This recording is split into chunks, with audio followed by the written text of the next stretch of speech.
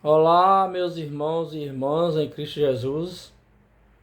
Nesta hora eu estou aqui mais uma vez, agradecendo a Deus por mais um dia de vida e pela oportunidade que Ele está nos dando de meditar um pouco na Sua palavra, que é o pão espiritual que nós temos, né? Para nos alimentar todos os dias com a palavra de Deus. E para começar a nossa palestra, nós vamos fazer uma oração. Querido Pai, muito obrigado por todo o cuidado e a bondade para conosco.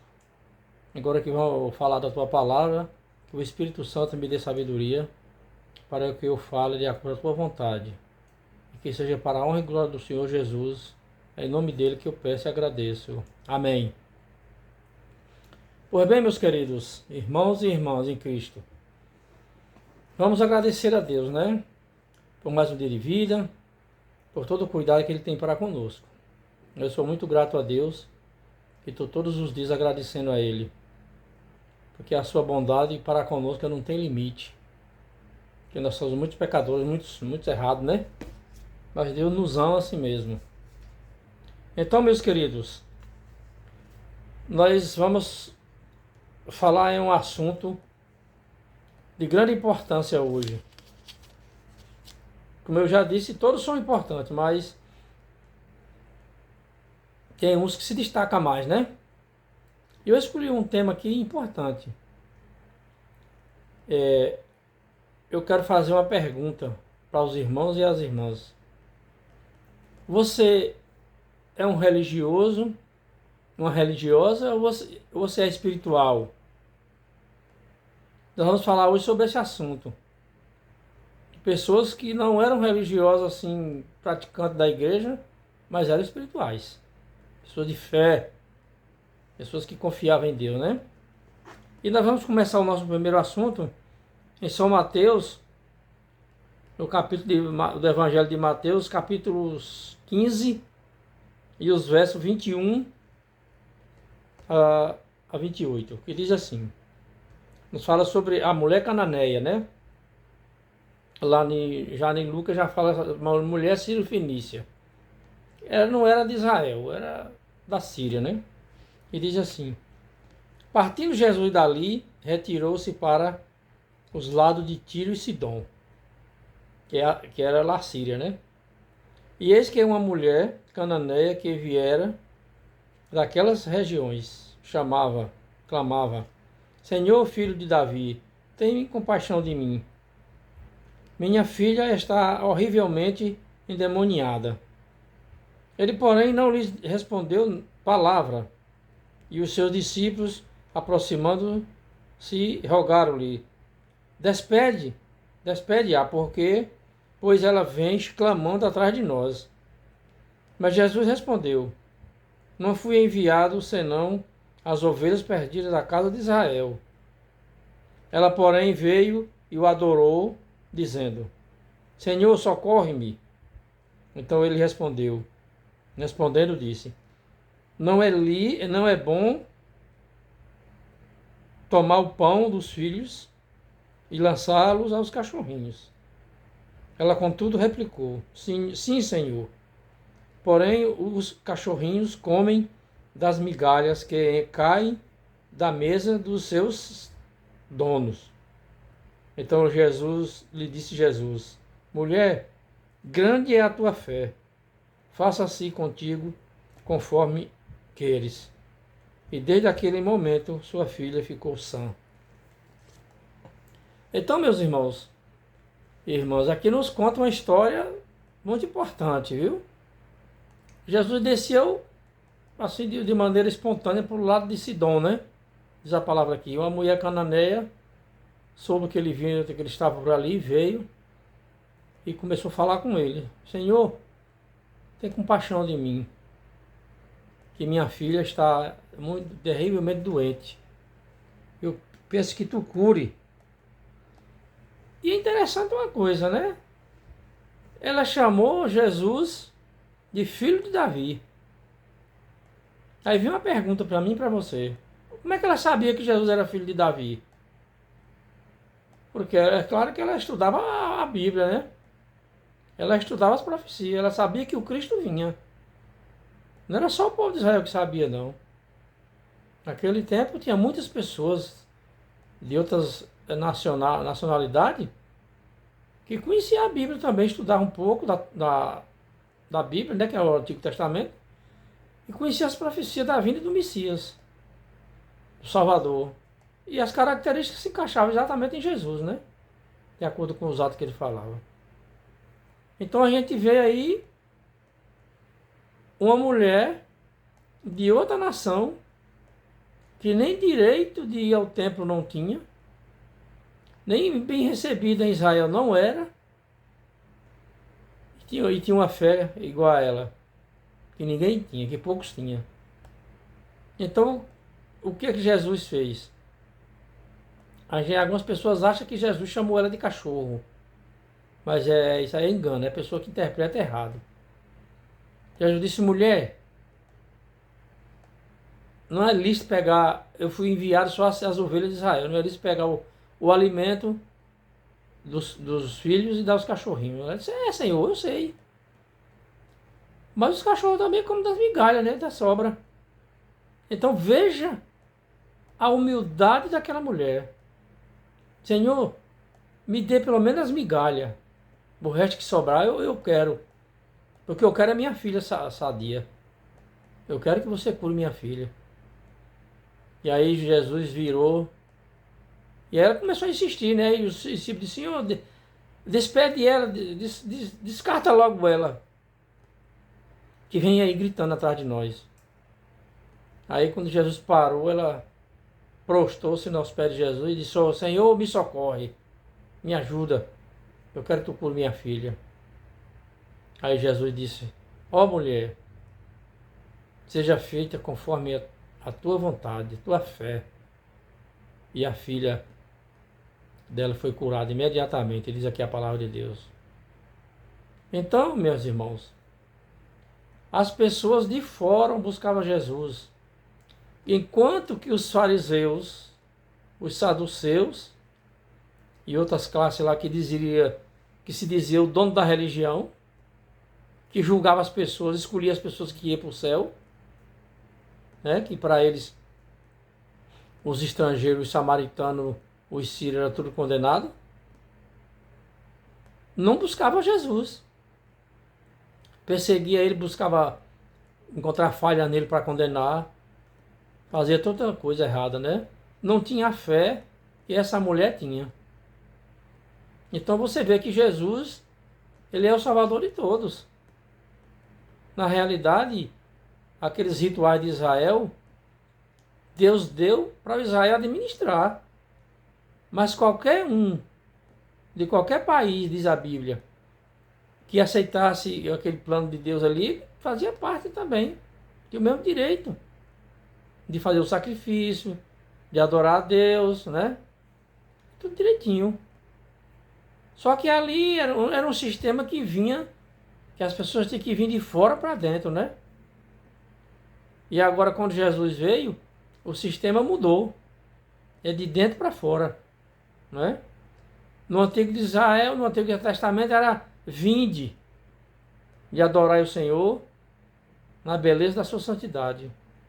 E quando Jesus veio, qual foi a ordem de Jesus para os discípulos? Ide. Já foi diferente. Então, já ali, antes de Jesus morrer, ele mesmo já estava cumprindo o ide, ele mesmo estava indo para as terras, né? Que diz que ele foi para Síria, ele foi para, acho que no Líbano, Samaria, que fazia parte de Israel, mas era um povo separado, rejeitado pelos judeus, né? E aí aquela mulher tinha uma grande fé, de um jeito, que ela procurou Jesus, não se importou, não pediu nada de importante para Jesus. E aliás, que era importante, né? A cura da filha dela. Não foi hipócrita. Ela simplesmente confiou e acreditou e sabia que Jesus Cristo era o Cristo, Salvador, e fazia muitos milagres e pediu para ela curar. Mesmo contra a vontade dos discípulos, né? Que mandaram despedir ela porque ela não era nem da Judeia, não era nem de Israel, era da Síria. Mas Jesus está provando aí que ele não faz acepção de pessoas.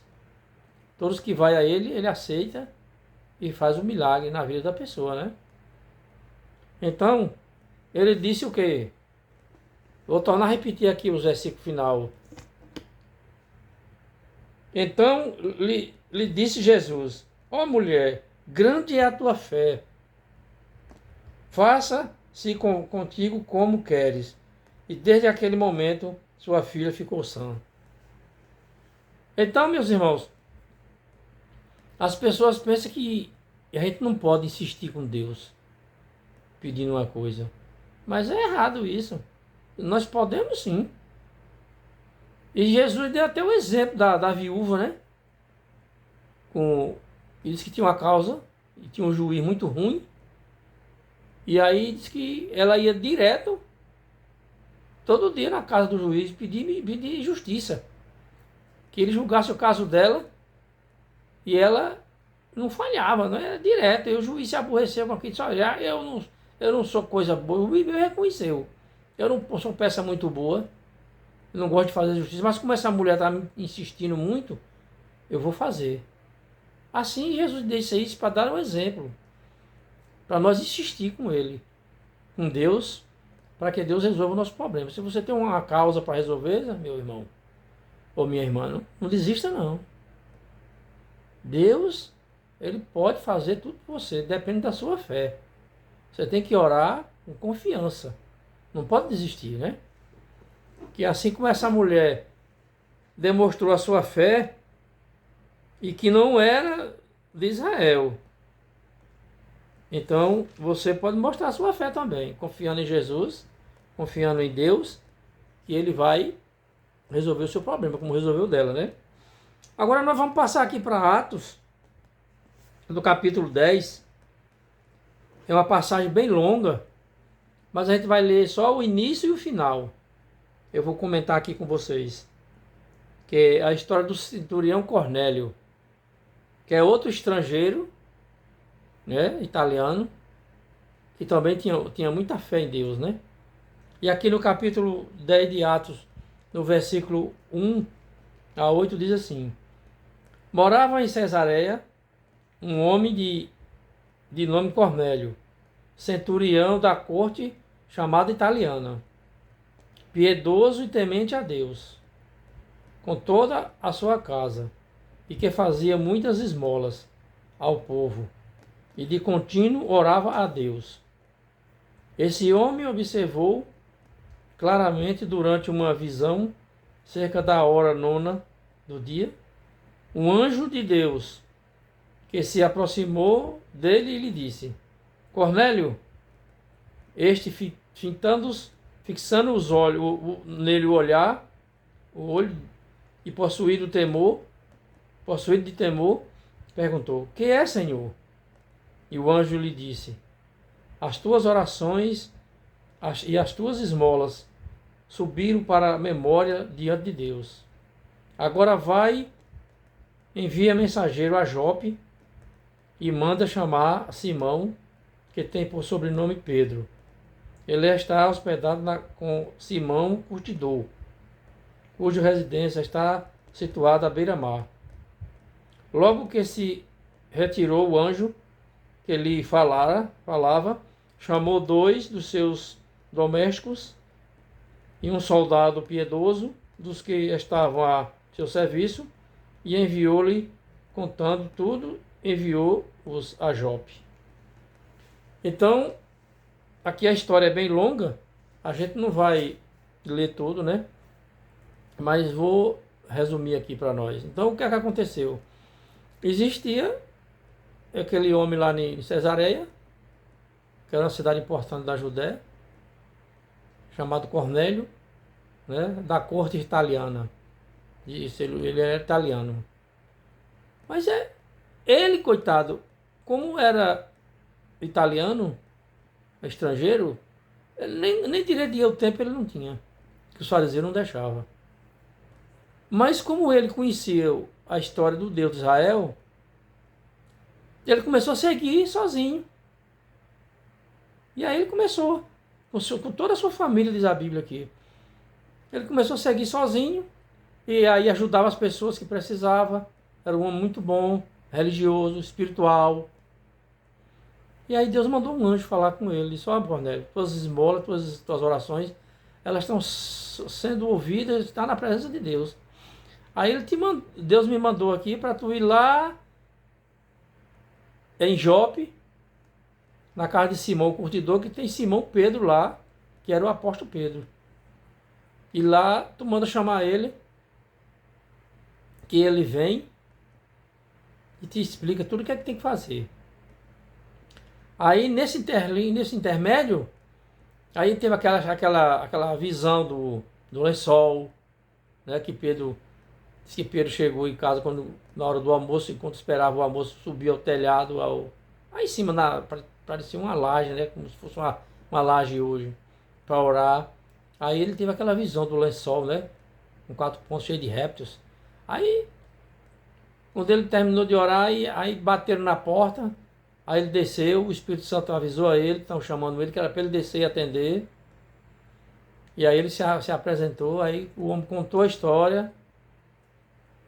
E aí se desenrolou, dormiram, no outro dia viajou o pessoal de Cornélio e Pedro, e disse que a Bíblia que foi mais 6 irmãos com ele, para comprovar, né, a situação.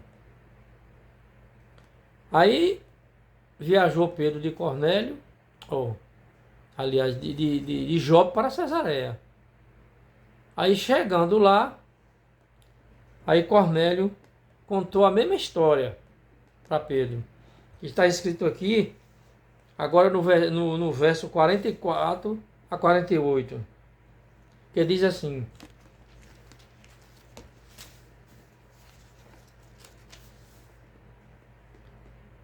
ainda Pedro falava estas coisas, quando caiu o Espírito Santo sobre todos os que ouviram a palavra. E os fiéis que eram da circuncisão, que vieram com Pedro, admiraram-se, porque também sobre os gentios foi derramado o dom do Espírito Santo, pois os ouviu falar em línguas, e agradecendo a Deus. Então perguntou Pedro: porventura pode alguém recusar a água para que não seja batizado? Estes que, assim como nós, receberam o Espírito Santo? E o ordenou que fosse batizado em nome de Jesus Cristo. Então lhe pediram que permanecesse com eles por alguns dias.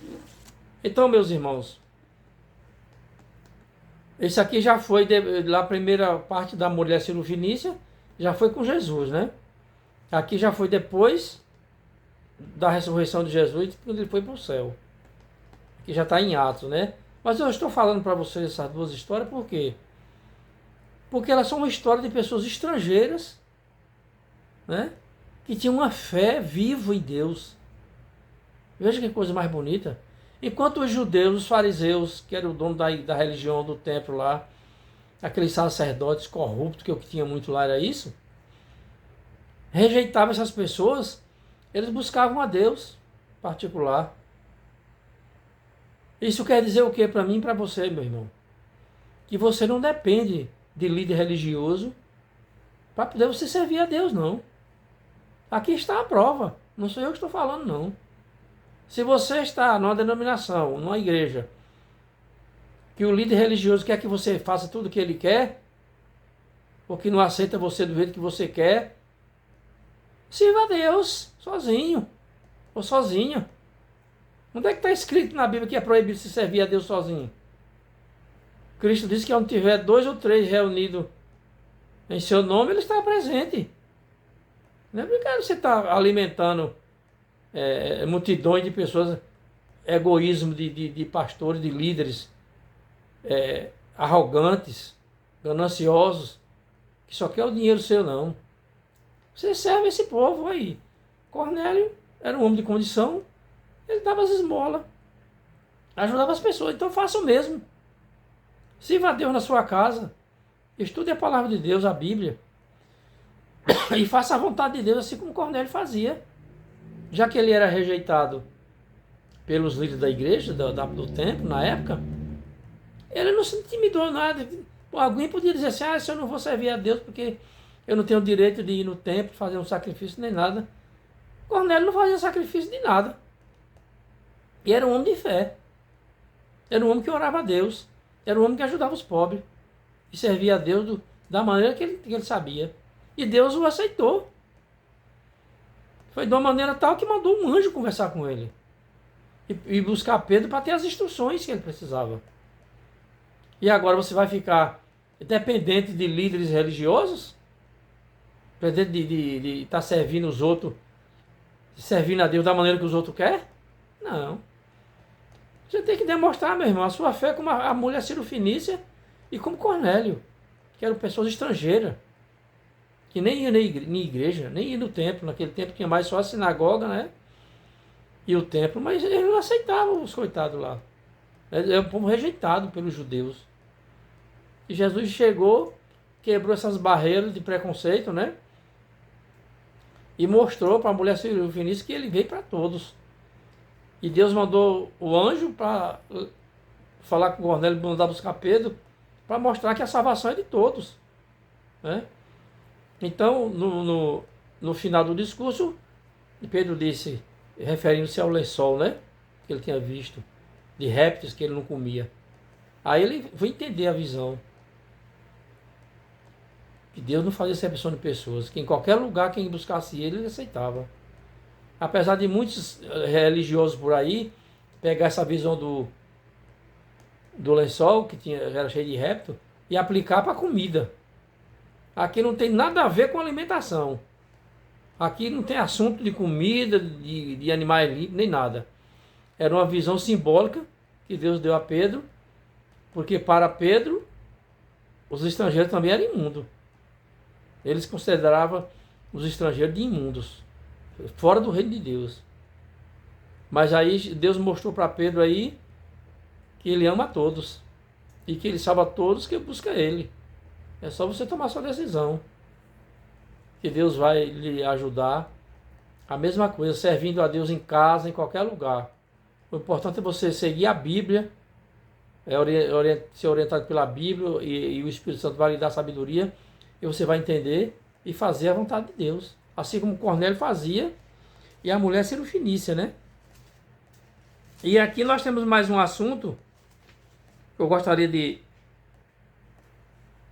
falar com vocês, que é outro assunto que me deixa realmente entusiasmado, né? Alegre de ver um Deus maravilhoso e ver pessoas que eram rejeitadas e que Deus aceitava elas assim mesmo, né? No capítulo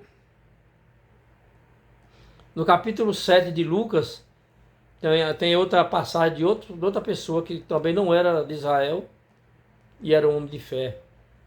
Daí, vamos ler aqui para nós comentar depois. Capítulo 7, verso 1 a 10, diz assim: Tendo Jesus concluído todas as suas palavras, dirigidas ao povo, entrou em Cafarnaum. E o servo de um centurião, a quem este muito estimava, estava doente, quase à morte.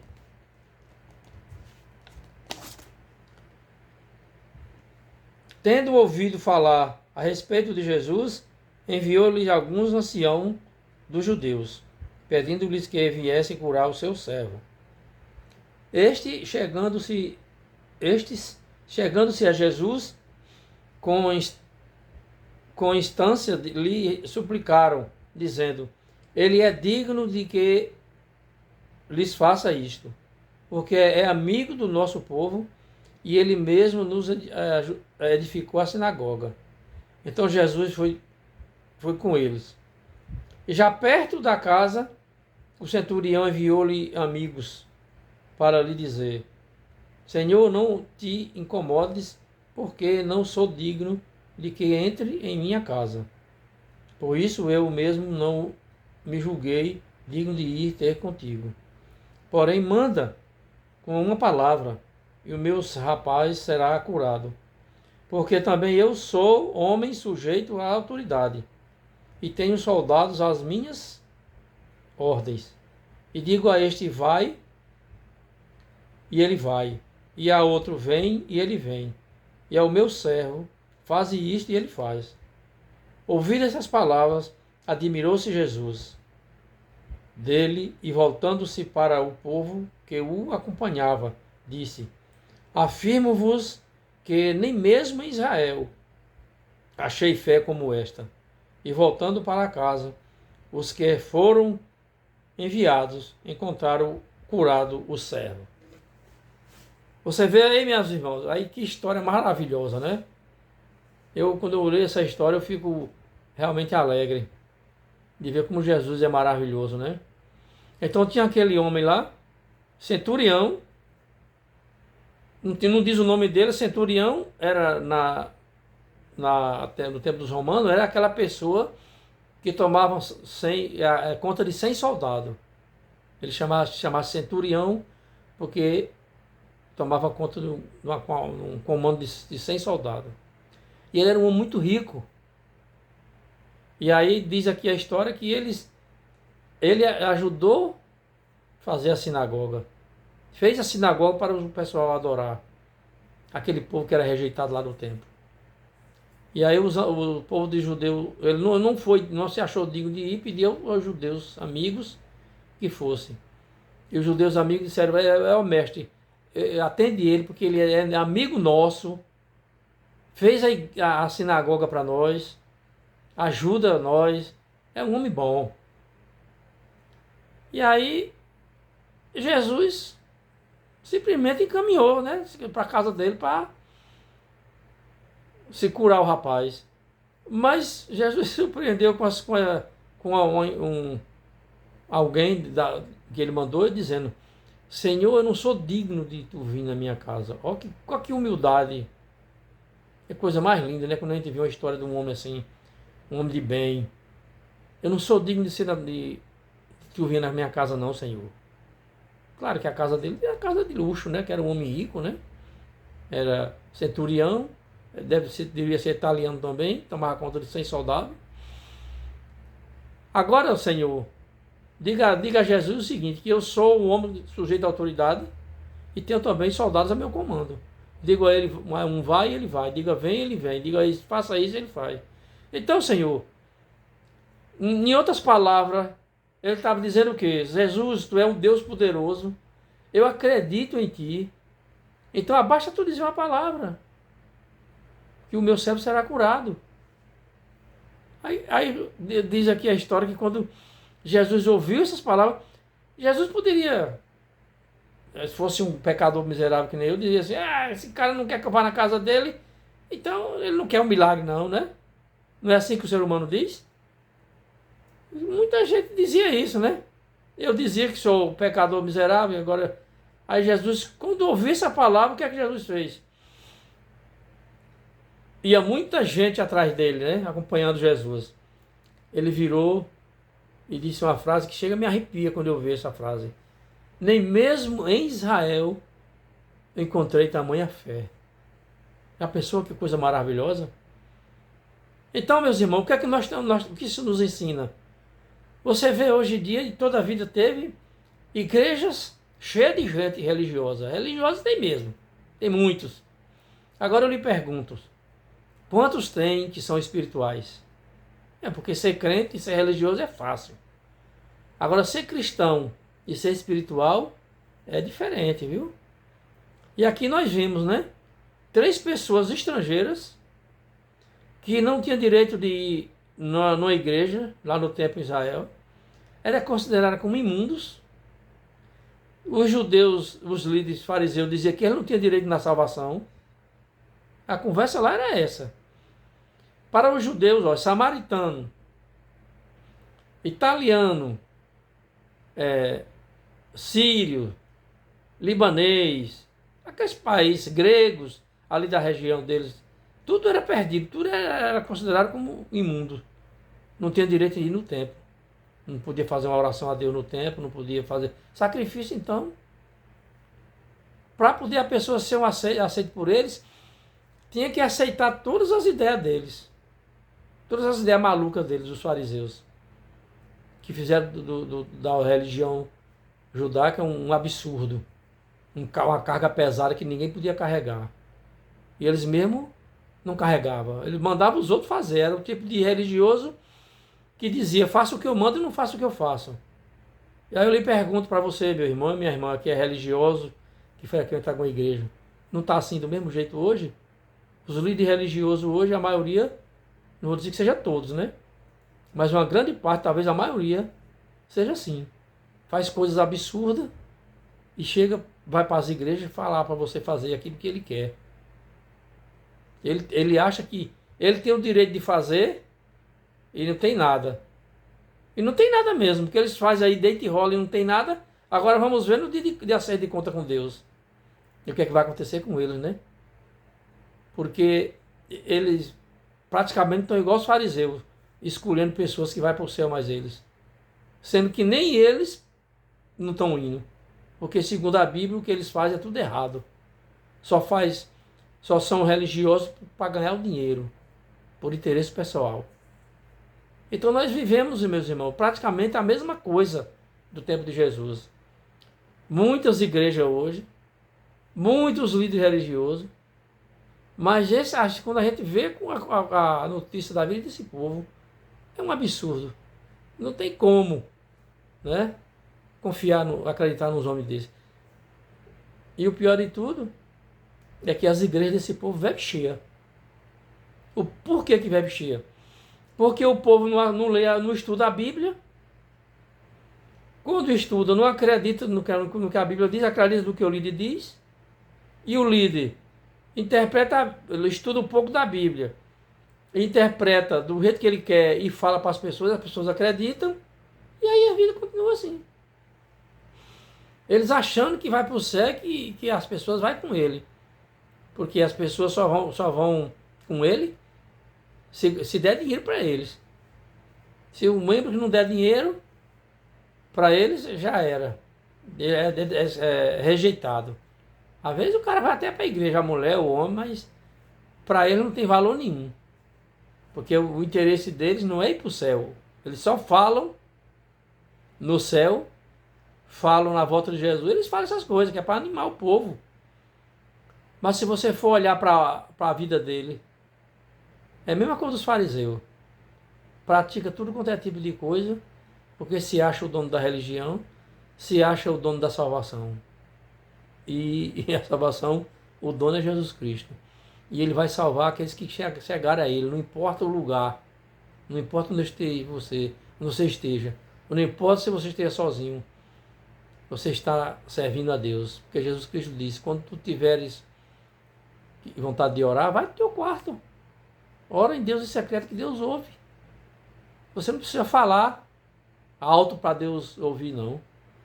Você ora em pensamento. Né?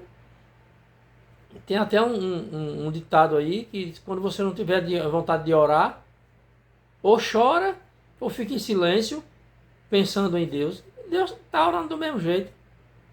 Agora, meus irmãos, nós temos que tomar cuidado.